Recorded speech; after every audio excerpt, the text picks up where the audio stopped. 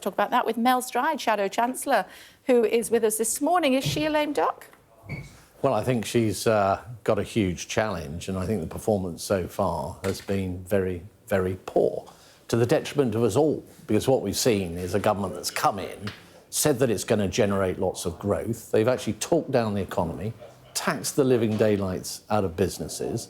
As a consequence, growth has been killed stone dead. We've seen some slightly better news on inflation, but it's still above target. We talk about that in a minute, but it's still above target nonetheless. And we're all seeing unemployment rising, downward pressure on wages due to the decisions that this government has taken. And of course, we've seen that translate, in part at least, into the bond market moves more recently. Now, those increase in yields there, Kay, not a lot of people are focusing on the sheer scale of impact on the public finances. That's an additional £12 billion every year in funding costs just for servicing our national debt. So that's not money that's going into better public services. That amount of money could, for example, hire 300,000 nurses. It's a huge amount of money, and it's simply down to the fact that we're paying more to borrow because the markets are uneasy about the UK economy at the moment, and that's because of the decisions that Rachel Reeves has taken. What about Liz Truss's decisions? So I had a lot to say about that at the time, actually, Kay. You may remember I was chair of the Treasury Select Committee, and I was very concerned about a number of things that happened around that. That was some time ago. What we actually handed over to this government was the fastest growing economy in the G7. We had near record levels of employment, near record low levels of unemployment. We'd had 13 consecutive months of real wage increases. And on inflation, of course, we had brought it down from over 11% in October 22. Well, there was the small matter of the Ukraine-Russia war, to be fair, and the spike in energy costs, which actually imported inflation into most major economies around the world. So we weren't an outlier in that sense. But what we did do was we did the hard yards, took the tough decisions to get inflation down from 11% to bang on target on the day of the general election. It was bang on 2%. Now, it's actually quite significantly at the moment above target with some way to go. We've also got the national insurance increases coming in April. That will in part be inflationary as well, because some of those national insurance costs on business, as well as dampening growth, are going to be passed through by way of higher prices. So all of these things working together, I'm afraid, has led us to this sorry situation where the international markets are quite queasy, to say the least, about the UK. And yeah, they're also looking at what's happening across the Atlantic as well, and the challenges that we may see as a result of the new president. I did use the word in part, other countries, but we have got it worse on bond yields. If you look at the spread of our yields against German bonds, for example, that spread is at a 30-year high. And the reason is that the markets need a higher premium to be induced to lend to the UK than to lend to Germany. And that gap over the last few days and the last week has actually widened a little bit as well. So we're a long way from being out of the woods. We've got to get growth going in this country, and this government has gone the wrong way about it. You had 14 years to do it. Well, and in that 14 years, we had very significant achievements. And I think people, they always go back to particular moments in time in the last government. But let's look at some of the achievements we had. On education, reforms, and actually this government is now saying it will wholesale unwind, okay, which will be a great tragedy for the future of hundreds of thousands of children up and down our country for many years to come. We went through the academy reforms into going right up those international league tables for mathematics and science. We had the best readers in the Western world.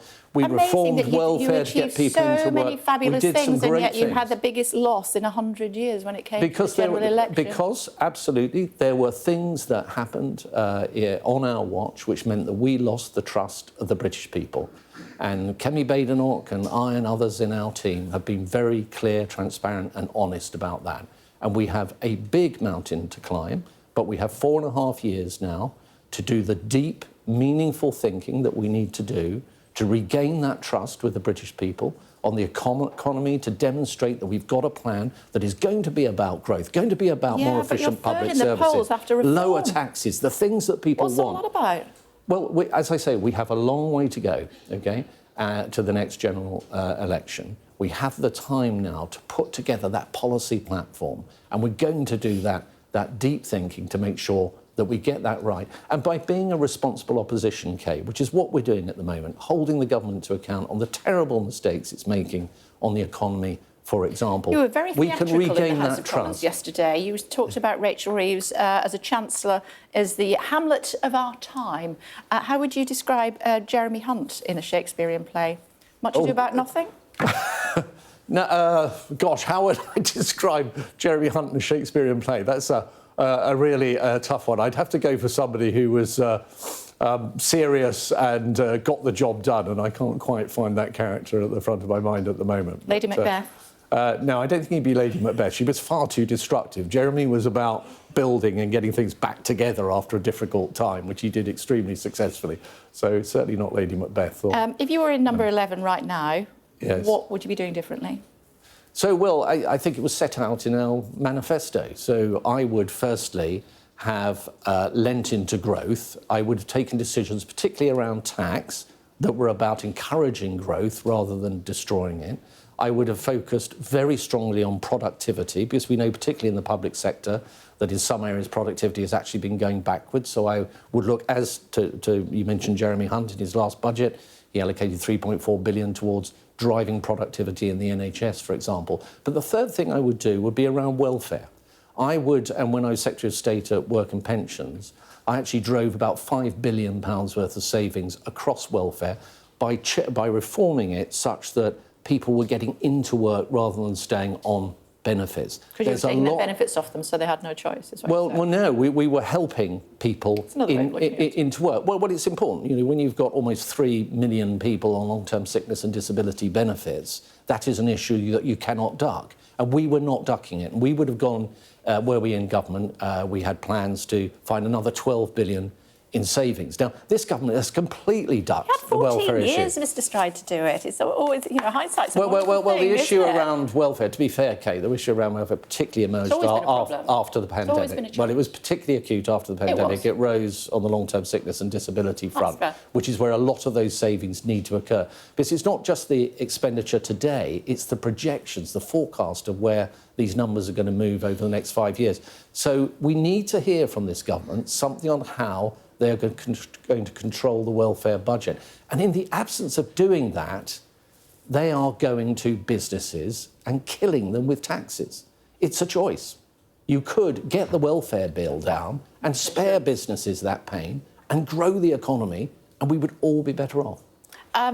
Tulip Siddiq, do you think you've been fair to her with the criticism? I know she stepped down yesterday. Well, I think we have always said all along that you cannot have a minister in a role, for example, responsible for anti-corruption, when you have the kind of issues swirling around her. She didn't breach the ministerial code, though, did she? Well, although Laurie Magnus didn't give her exactly a completely clean bill of health, he did say that he didn't get, I think the term he used was comprehensive comfort on the issues that he looked at, and there was an absence of information in certain areas and so on. But you are right, the headline is that he cleared her, and that should be acknowledged. But nonetheless, you can't have a minister that has a key part of her portfolio with that surrounding her, such that she's not in a position to do her job. Now, Rachel Reeves went to China. One of the reasons I understand that Tulip Siddiq did not go to China was because of this very issue. So that is an example of her not being able to carry out her role. I think the real story is why is it taking so long? Why are you critical of the Chancellor going to China? I don't get that. I mean, it's the second biggest economy in the world. Why would you not want to do business with it? Of course, and we do. And there's a time for everything. You know, previous Conservative chancellors and prime ministers went to China to talk to China. But the reason is that when you've got a critical situation in the bond markets with yields spiking up, with huge additional costs that are coming as a consequence of that, that is the time to be at your station steadying markets. And that's what any chancellor should do under those circumstances. Now, I had an urgent question in the House of Commons before Rachel Reeves left for China, an opportunity for her to have come to the House to do that settling of the markets, or tell us whatever she was going to tell us. She's busy fixing the economy. Well, she shouldn't be so busy that she doesn't step in at the appropriate time when it comes to steadying markets. That is a primary role of a responsible chancellor. Now, she didn't turn up for that urgent question. She sent her deputy, and I don't think that's good enough. And that was before she got on a plane to go to China. So this is kind of a bit tone deaf, I think, on some of the things that really matter to the UK economy at the moment. Because we're all going to pay the price for this, Kate. Higher mortgages, higher unemployment, higher inflation, lower wages, all of these things are going to feed through in time. The flip side to that is they're turbocharging the economy, is what we're being led to believe. And well, where's the evidence? I wish they were. Kate, I really wish they were, but they're not. I made this point to the Treasury Minister this morning. Look at the data. Give us time. Look at the data. He said, give us time. Well, how long do you need? Look at business confidence. 4.5 years. Look at the business confidence at the moment. All these surveys, it's fallen through the floor. So we need a Chancellor and a Treasury that is out there reinstating confidence in the British economy. And back to your China point, I think hopping on a plane to go and sign some arrangement that actually was 120 million a year. In the meantime, in the last week, £12 billion of additional spending on servicing costs, debt servicing costs, has accrued. It's a drop in the ocean. I think it was 600 million. The priority I'll give it to you. It was over markets. 5 years. OK, it's good to see you as always. Thank you very much indeed.